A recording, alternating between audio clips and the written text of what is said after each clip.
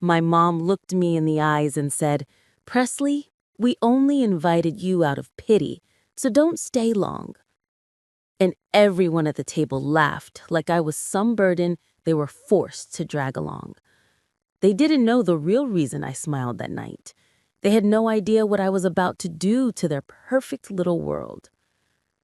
If you want more powerful stories like this, don't forget to like, share, and subscribe. I stood there pretending her words didn't hit me like a punch, pretending the cold stares from my cousins didn't burn my skin. My uncle whispered, loud enough for everyone to hear. He probably came for free food, poor guy. My aunt added, "Exactly, look at his clothes. Why would he stay long?" They thought they were untouchable. They thought I was the same Presley who used to borrow money for bus rides. They didn't know I'd built something they couldn't even dream about. Not yet. I walked in slowly, watching their faces twist in fake smiles. My brother Tyler leaned back and smirked. "Don't worry, Presley. We won't make you feel bad tonight. Just stay quiet." But I kept smiling because the biggest twist of their lives was already on its way. They didn't know the one person they were mocking was the same person holding something they desperately needed. They just hadn't found out yet. And the moment they did, everything in that room would flip. Tyler's wife, Jenna, stared at me like I didn't belong there at all. "Presley, why didn't you tell us you were coming?" she asked loudly, making sure everyone heard. "We could have planned something more suitable for you." The room chuckled. They wanted me to feel small, but they had no idea how big the storm was. My mom rolled her eyes. "Honestly, Presley, just grab a plate and sit at the kids' table. The adults are talking about important family matters tonight." Important. That one word made my stomach twist because I already knew what important meant in that house. Money, inheritance, property. Topics they never allowed me near. I took a slow breath and walked toward the small table, and my cousin Mason whispered, "Relax, man. Don't take it personal. You weren't really supposed to be here anyway." I just smiled again because I knew something they didn't. They were all here to discuss Grandpa George's estate. They all wanted a piece of something that was never theirs. And I was the only one Grandpa trusted. But they didn't know that yet. My brother Tyler cleared his throat loudly. "Since Presley is here, should we just skip over the financial part? I mean, it's not like it concerns him." My mom nodded. "Yes, let's move on. Presley doesn't need to hear any of this." But right then, my phone buzzed with a message that changed the air around me. One text, one line, from Grandpa's attorney. "We're ready whenever you are." I wasn't supposed to check it, but I lifted the phone just enough for Tyler to see a name on the screen. His face drained of color. He whispered, "Why is Grandpa's lawyer texting you?"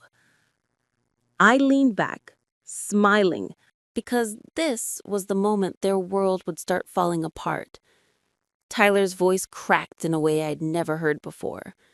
"Presley, seriously, why is Grandpa's lawyer talking to you?" Everyone at the table froze. Forks stopped midair. Conversations died instantly. It was the first time all night they actually looked at me, not with pity, but with fear. My mom forced a smile. "Honey, ignore that. Probably a mistake. Lawyers send group messages all the time." But her eyes were trembling. She knew it wasn't a mistake. She just didn't know why. I put my phone face down on the table. Calm, silent, letting their curiosity choke them. Jenna leaned forward. "Presley, you don't even visit Grandpa. Why would he contact you about anything important?" Her voice had lost its confidence. I shrugged. "Maybe you should ask him," I said softly. That one line shook the whole room. Tyler stood up. No, tell us, what's going on? My uncle added, if this has something to do with the estate, we all deserve to know. We're his family. That word, family, felt like a joke. Family doesn't laugh when you struggle. Family doesn't invite you out of pity. Family doesn't talk about you like you're trash until they think you might be useful. I calmly reached for a glass of water, letting the tension grow thicker with every second. Then I said, Grandpa asked me to meet the lawyer last week. The shock hit them like a slap. Gasps, stiff backs, wide eyes. My mom's face went pale. You met him? Why would he call you? He never tells us anything private. I looked at her with a smile that finally wiped the arrogance off everyone's faces. Maybe he trusted someone you never paid attention to. The room erupted, everyone talking over everyone, accusing, guessing, panicking. But then the front door opened, and in walked the one person they never expected to see. Grandpa's attorney. He glanced around the table, then looked straight at me. Presley, are you ready to tell them? Or should I? The entire family went silent as ice. Every single head snapped toward the lawyer as he stepped into the dining room carrying a thick envelope with Grandpa's handwriting on it. Tyler sat down slowly. My mom pressed her hand to her chest. Jenna swallowed hard, like her throat had closed. The lawyer placed the envelope right in front of me. Mr. George wanted this delivered tonight, exactly at this family gathering. My uncle stuttered, What is that? Why didn't he tell us? The lawyer didn't even look at him. His eyes stayed locked on me. I could feel the tension squeezing the air out of the room. They weren't mocking now. They weren't laughing.